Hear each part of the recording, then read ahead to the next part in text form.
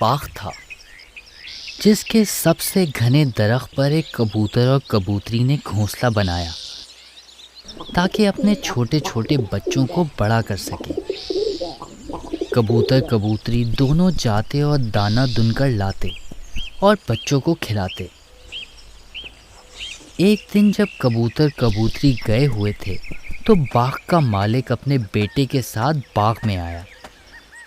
उसके एक हाथ में चोट लगी हुई थी और उसने गले में बड़ा सा रुमाल बांधकर अपना हाथ उसमें लटकाया हुआ था।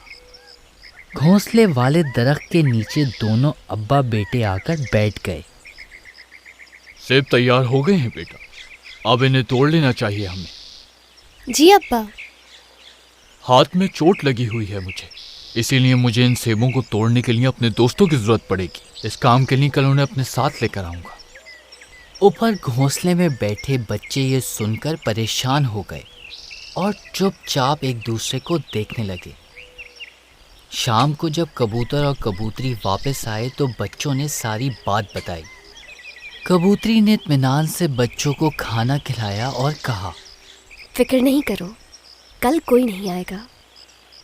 सुबह का सूरज निकला तो कबूतर और कबूतरी मज़े से बच्चों को छोड़कर खाना लेने चले गए।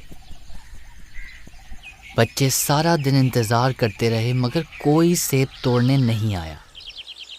कई दिन गुजर गए और बच्चे भी ज़रा बड़े हो गए। बाग का मालिक अपने बेटे के साथ फिर आया। इस बार उसका हाथ कपड़े के झोले में नहीं था मगर पट्टी अभी भी बंधी हुई थी। मालिक अपने बेटे के साथ उसी दरख्त के नीचे बैठकर कहने लगा, पिछली बार मेरे दोस्त अपने कामों में बहुत मसरूफ थे, इसी वजह से नहीं आ पाए, लेकिन इस बार वादा किया है उन्होंने मुझसे कि सेब तोड़ने में वो मेरी ज़रूर मदद करेंगे और अपना वादा पूरा करेंगे। पक्का वादा किया है? हाँ बिल्कुल। घोंसले में ये बात सुनकर कबूतर के बच्चे फिर परेशान हो गए। जब कबूतर कबूतरी वापस आए तो बच्चों ने सारी बात बताई। इस बार भी कबूतरी ने आराम से बच्चों को खाना खिलाया और कहने लगी, परेशान होने की बिल्कुल ज़रूरत नहीं, कल भी कोई नहीं आएगा। और यही हुआ। दूसरे दिन भी कोई नहीं आया, बल्कि कई दिन गुजर गए और कोई नहीं आया। अब सेब इतने पक गए थे कि गिरने लगे थे। कबूतर के बच्चे भी बड़े हो गए थे और घोंसले से बाहर निकलने लगे थे। कबूतर के बच्चे घोंसले से निकलकर शाख पर बैठे थे और उन्होंने देखा कि बाग का मालिक और उसका बेटा बातें करते हुए आ रहे हैं। मैं जिनको दोस्त समझता था वो वक्त पर बिल्कुल भी मेरे काम नहीं आए और अपने वादे की पासदारी भी नहीं की। अब्बा फिर अब हमें क्या करना चाहिए? मेरा हाथ अब काफ़ी ठीक हो चुका है बेटा, और सेब भी ज़ाया हो रहे हैं। कल हम दोनों बाप बेटा इसी वक्त बाग में आएंगे और सारे सेब हम खुद मिलकर तोड़ेंगे।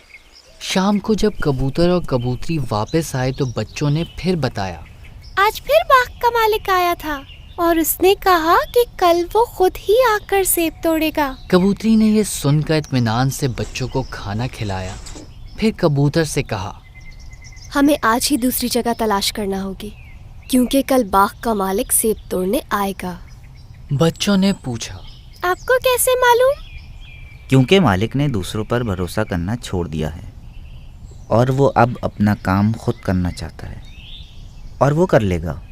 कबूतर और कबूतरी ने बच्चों को साथ लिया और सेब के दरख्त पर खाली घोंसले